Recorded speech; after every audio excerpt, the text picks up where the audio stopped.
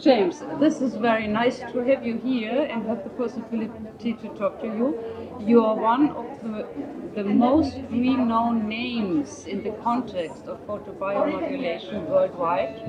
You are in this field since many years. 31. You are a manufacturer, and as well you are a renowned researcher in this field, and you did so much of promotion for PBM to get it known worldwide and especially in the US. Is that right? I believe so. That's my reputation. Yes. So we are very glad to have the possibility to talk to you, and we would like to know how did it come? How did you meet PBM in your life? That was by hazard. I left school and I started an apprenticeship. I did an apprenticeship in electronics with a company that made radio stations. The first time I came across PBM was when my mother's cat had an ulcer on its lip, and it was receding and it was getting worse. And she said, I'm going to take the cat to the veterinarian, and I'm going to get some laser treatment for the non-healing ulcer on the lip. And I said, that's crazy.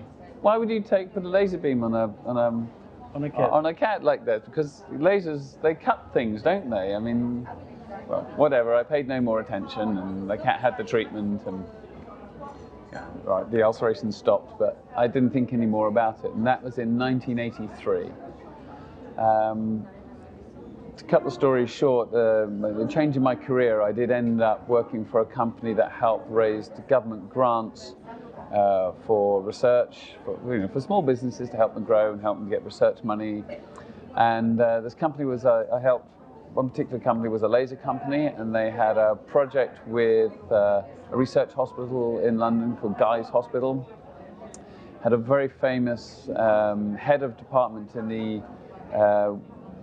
the tissue repair research unit, and they were using these lasers. And so I helped raise some money to fund the research. I saw what they were doing, and I thought, this is the future of medicine. This is going to be in every department of every hospital in the whole world within the next 5 years. And that was in 1987. Oh. And I had no idea how hard it is in medicine to get a new idea taken over. So I gave up my job and went to work for the laser company, which only survived a few years, and they went out of business in 1991. So we started my own with two colleagues who were in the previous company. And we started making our own lasers and started selling them for physiotherapy and wound healing applications. And then in the United States for treating horses. And that's kind of how we started. It's horses. Okay. Yes, I don't know. It's horses get sick too. Of course. They have non-healing wounds, and particularly lower limb injuries, that kind of thing. And they have tendon problems, and so. Yep, that's what they were using it for. Very interesting. Yes. Nowadays, next week you will go to the VAO. Please tell us what is the content, what is the aim of this speech you will do? So next week it's what's called a congressional briefing. So this is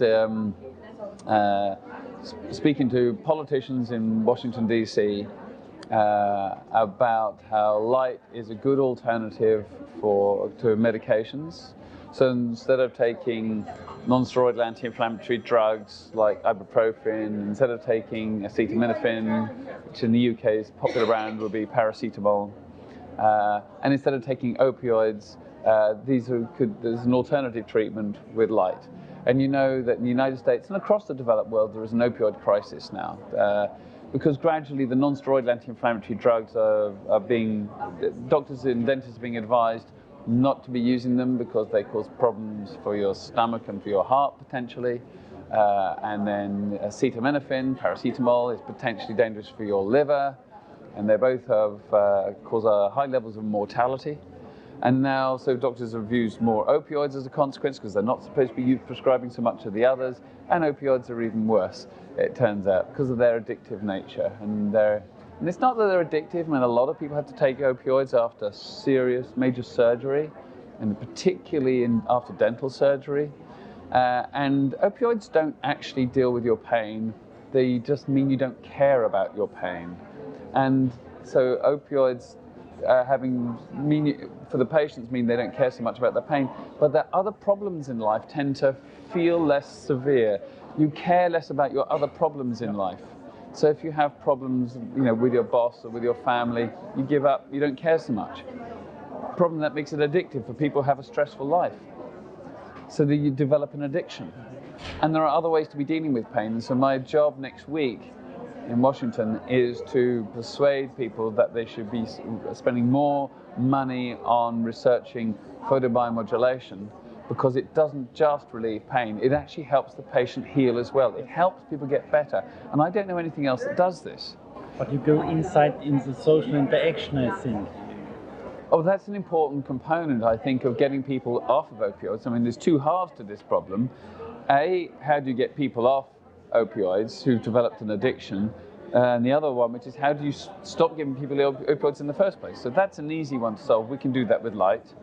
As for the addiction problem, getting people off, we can treat their pain so they don't need opioids. But there is a social problem associated, as you say. Depression, lack of interaction with society is part of the problem. I don't know if people deal with loneliness or something, but opioids, unfortunately, mean you don't care so much about your pain, but also you don't care so much about your other problems in life. So there is more of a social aspect to it as part of it, yeah. Interesting. Yeah.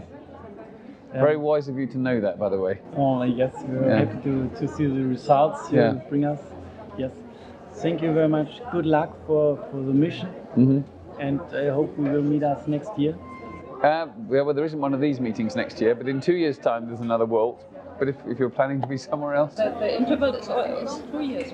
2 years for World, yes. When will be the next event? It looks like it's likely to be Toronto, Canada. Toronto, okay.